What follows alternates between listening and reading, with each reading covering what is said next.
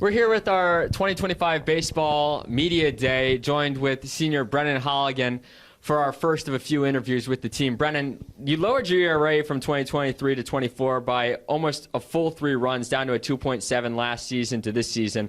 And you transitioned more to a starter as well. What do you attribute your success and growth to here at Post from year 1 to year 2? Yes, sir, of course. And ultimately, I think it was just the work that we put in as like a whole team. And then ultimately just like making some small adjustments in my routine, implementing some mental training, or as well as hitting the gym and being in the weight room.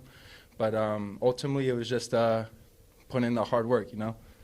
And then what did your accolades mean to you personally, just to go over the ones you got just from last season alone? First team All-Conference, you're the NCBWA All-East Region second team, D2 CCA All-East Region second team, ABCA/Rawlings NCAA East All-Region second team. You're on the CACC All-Academic team, the CSC Academic All-District team, and then this season you were NCBWA All-East Region preseason team. What do all those accolades mean to you? So, I mean, all those are awesome, man. But, like, our team goal is to win a ring and win the World Series. So that's the main goal. But ultimately, man, all those accolades are awesome. I mean, feels good to get recognized for the hard work, and just hoping to repeat that again. Yeah, and then what was it like for you, talking about winning a ring and stuff, just to be part of a historic season last season, not just for yourself, obviously, with all the accolades you got, but winning the CACC championship for the first time in program history, and then going to the NCAA tournament. What was that whole experience like for you? Yeah, man, it was awesome. I mean, the players on that team, I mean, I'll know them for the rest of my life. Met some cool brothers on that team, and ultimately it was just awesome, man. I mean, we put the work in and went to war every week on the field, and it paid off, so it was amazing. And then you basically have the entire pitching rotation back from last year. You've got Joe Christiana, Jack Martineau, Matt Seaman, and yourself. What do you think the pitching staff can achieve this season after all the success they had last year? And then talk about what it's like being around that trio now that you're going into your second full season together. Yeah, man, it should be interesting. I think that we can make history with the 3 of us, the 4 of us, returning back this year. I think history for sure will be made, or has the potential to be made, and just having them around is awesome. I mean, it's great having mature arms on the staff along with like a mixture of young incoming freshmen. So it should be interesting. And then lastly, personally, what do you hope to achieve? What are your personal goals this year as a pitcher on the mound? But what are also the team's goals this year and what you think they can achieve? So, I mean, me personally, I want to reach the World Series and hopefully win the World Series. And along with the team, I believe that that's our goal. But obviously, it's one step at a time. So, yeah, along with that, I mean, I would like to get drafted as well and just reach my full potential. We're here with pitcher Joe Christiana, who's entering his 5th season with the team. Joe, talk about your emergence as a pitcher, as one of the top pitchers in this rotation over the last few seasons and heading into this year. I mean, we all start somewhere. So, I mean, freshman year, I didn't get any play, and then sophomore year was kind of where I kind of started. And, everyone knows how my second year went. But it was really my junior year was when I really started to start, and then that's kind of where it kind of took off from there. So. And then what was it like being part of a historical moment last year, winning the first ever CACC championship in program history and then getting to the first NCAA regional in program history as well? I mean, everyone knows what happened the 2 previous years. So, I mean, it really doesn't get better than that. I mean, I have one of my pairs of shoes, I have a hole because I got stepped on in the whole celebration. So I'll remember that and I'll keep those for forever.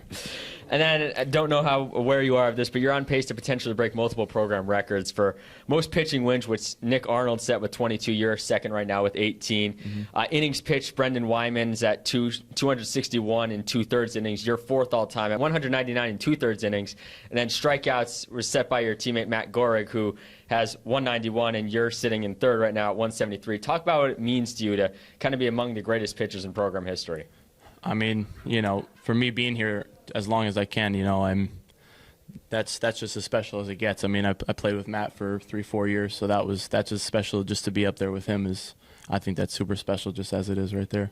And then finally, looking ahead to your final season, presumably, what are your goals for it? How have you prepared for the season? What do you think this team can achieve coming off what was already just a historical season?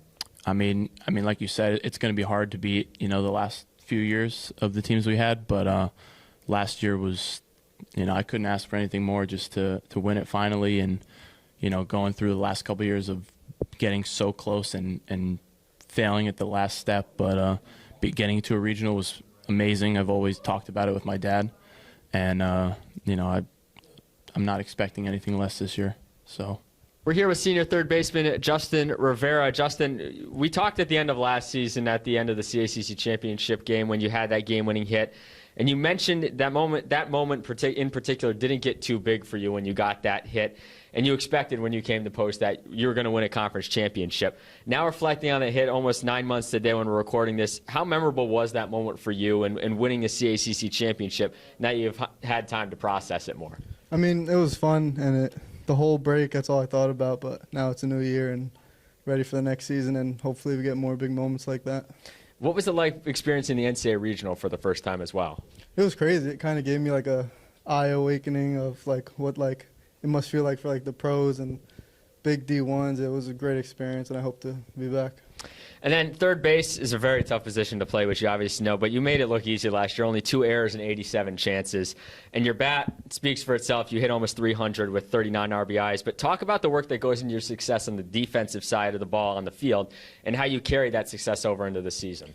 It's just taking pride in the little things and showing up every day with not just wasting time there for a reason and just trying to keep better. And hopefully we can have another year like that where we're leading the conference, doing what we can, doing what we're supposed to do. And then as one of the upperclassmen, many upperclassmen that we have on this team that was part of the championship winning team last year, what kind of role do you feel that you play with your teammates, being one of those upperclassmen with these newcomers and transfers on the team in hopes of replicating the success from last year and repeating it this year? I mean, I'm not a loud guy. I'm just show up every day, do my work, do what I have to, and hopefully guys can see that that's what we're here for. We're not here to be buddy-buddy. We're here for one reason, and that's to win. And finally, what are your personal expectations and goals for yourself on the field in 2025, as well as what do you think this team is capable of achieving this year? Personally, I'm just trying to do whatever I have to do to help my team win and see whatever I have to do, I'm willing to do whatever it takes. And for the team, I feel like we can win it all and we can go further than we did last year.